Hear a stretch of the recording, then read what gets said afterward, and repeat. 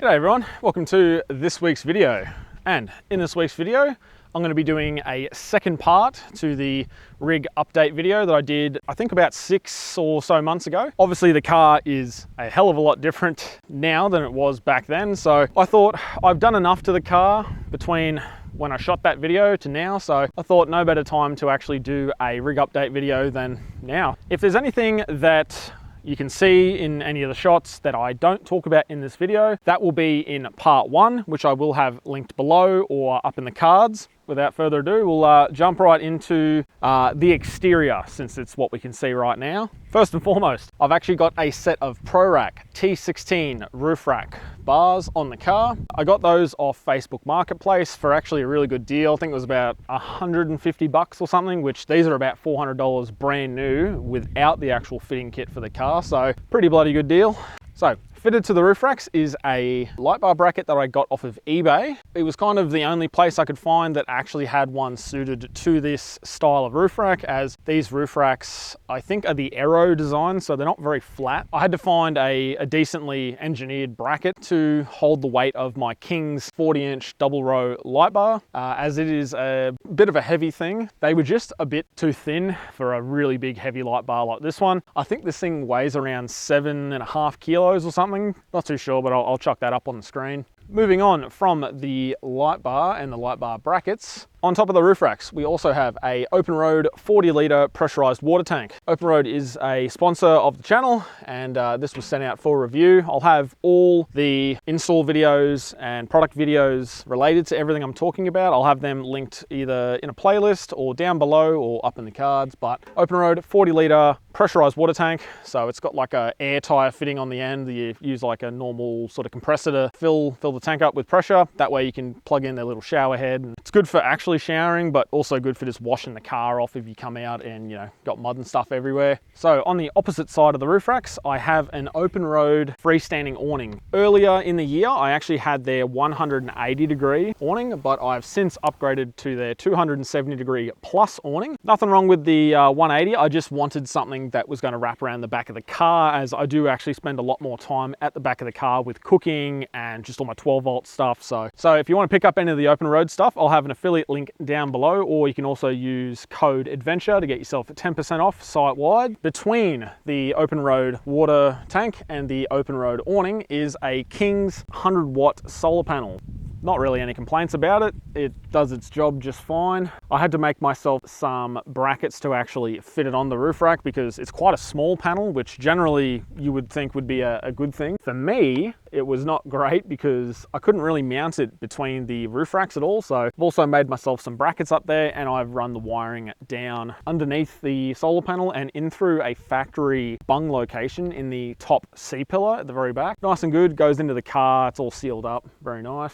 Some other stuff on the outside of the car. I've got some LED brake lights that I fitted into the rear bumper reflector slots. These are actually advertised as for a motorbike or a moped or something like that. So it's just a simple rectangular light with reflector material inside of it, but it's also got LED bulbs in there, and you've got high and low beam on them. So obviously the low beam is your parker and the high is when you're on the brake. Again, I've got a video on that, I'll link as well. They're pretty cool. They fit perfectly in there without really any modifications, which is great. And yeah, they've gone pretty well for the most part. A couple of LEDs have burnt out, but they were $16 for the pair off of eBay, so can't really complain. So one thing I forgot to mention while I was already at the back was the 2.5-inch stainless steel exhaust system that I have on this car. I've done 2 videos on this. One was just I guess essentially a straight pipe. Like, it sounded really nice, really cool, throaty. It did a lot of like pops and bangs and stuff out the back. So driving it around town with the RPMs, you know, pretty low, just putting around, there was so much resonance inside of the car that it was actually making me sick. I think I left it 2 days and then I got sick of it, and I called the exhaust shop and said, hey, can I book it back in to get a muffler put in or a resonator put in? And they ended up squeezing in pretty much the biggest straight through resonator that they could in the system. I would avoid the issue that I had before with the previous stock exhaust system where it runs underneath the diff And I think out at Genoan Hills, I just ran out of clearance a few too many times and it actually crushed the pipe a bit flat. But essentially it goes from the middle resonator on the car all the way back. So essentially half the exhaust system has changed, and it's stainless steel, so I don't have to worry about it rusting. So moving on to the interior, I've got another one of the rocker switches from Jaycar. It's another one of the red LED ones to match all the other red LED stuff that's already inside the car. So I started off the year with a 60 amp hour King's lithium battery.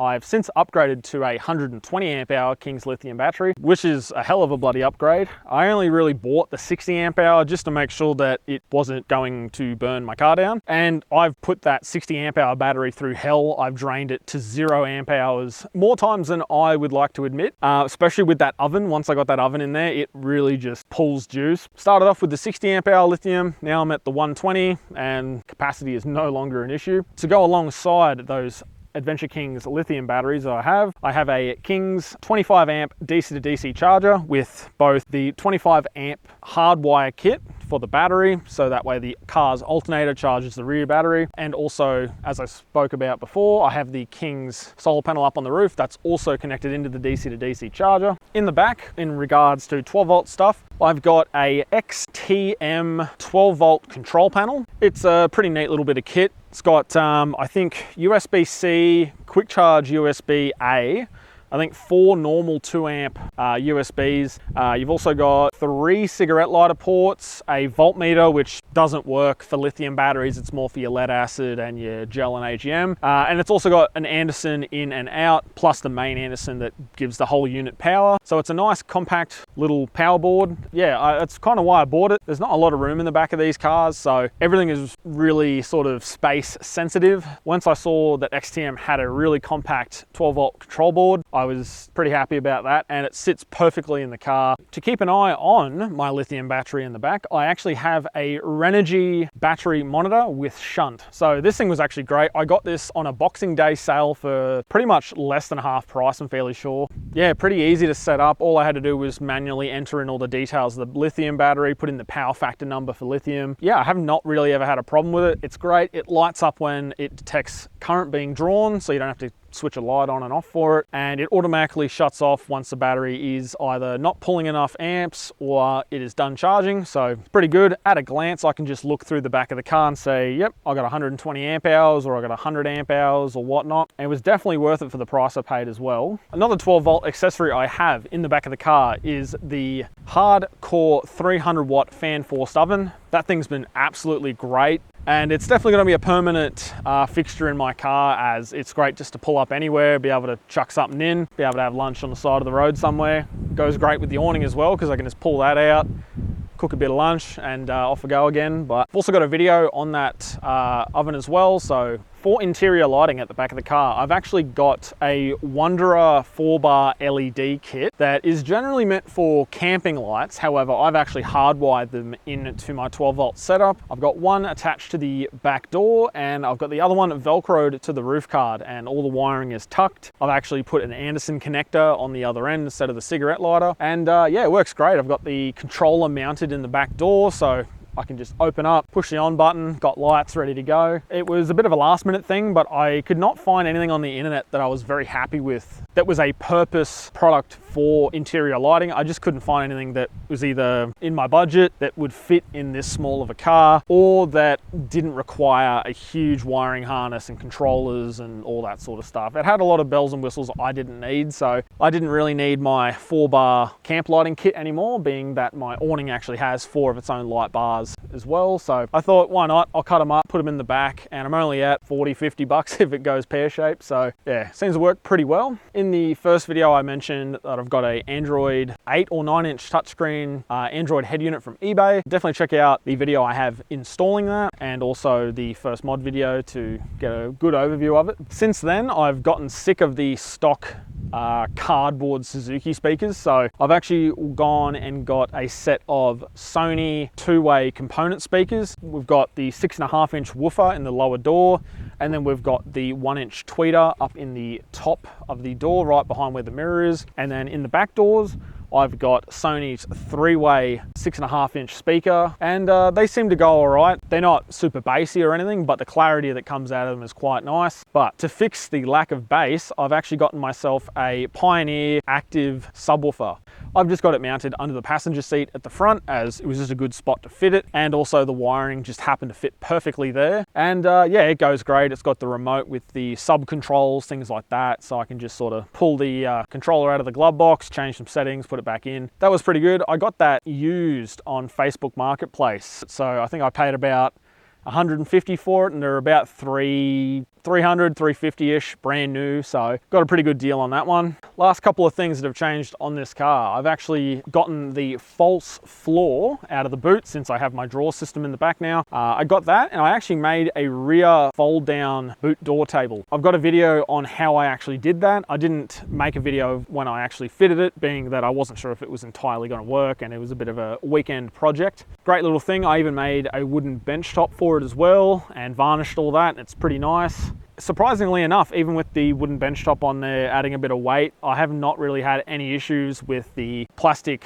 back door card wanting to come off, or the string stretching and breaking or anything like that. So it's actually been surprisingly good, which is amazing considering I just kind of tossed it all together in an afternoon, but got that in there. I've also done a little bit of a wooden, I guess, bench top for the King's drawer that the oven's actually mounted to, so I don't burn a hole in the top of the King's marine carpet stuff that's on there. So lastly, before I wrap everything up, I just remembered, looking at the car, I've actually got window tint now, which is something I really wanted to get since day dot, since this car didn't have any tint, and it also doesn't have any privacy glass or anything like that. So I'm running 35% in the front and 25% in the rest of the car. Certainly makes the aircon's job a lot easier, keeps the fridge a lot cooler, and more importantly, that lithium battery doesn't have direct sunlight on it anymore, so definitely good. Alrighty, so losing daylight at the moment, but that's pretty much everything that I've done on this car since the first rig update video. I'll probably do these every 6 to 9 months, depending how much stuff changes on the car between now, when the video goes up, and in the future when I start to do some more stuff. At the moment, I've actually got a set of tires at home that I'm waiting to fit to this, but I'm not keeping these steelies. I don't like them. They're a pain in the ass to keep clean, and I want to get a nice set of wheels, not something too nice, something that looks good, and I won't really care if I put a scratch on the wheel or something like that while I'm off-roading. But definitely going to try and go to aluminium wheels, because I just want to save a bit of that rotating weight. If there's anything on here that I didn't address or mention in this video, definitely go and check out the part 1 to the rig update video, as that will go over everything else on the car that I have not mentioned in this video. If you have any questions at all about anything I mentioned, leave them down in the comments. I'll try my best to answer them as quickly as possible. Thank you all for watching, especially if you watched all the way to the end of the video. Greatly appreciate that. And yeah, like, share, subscribe, and I'll catch us all in the next video.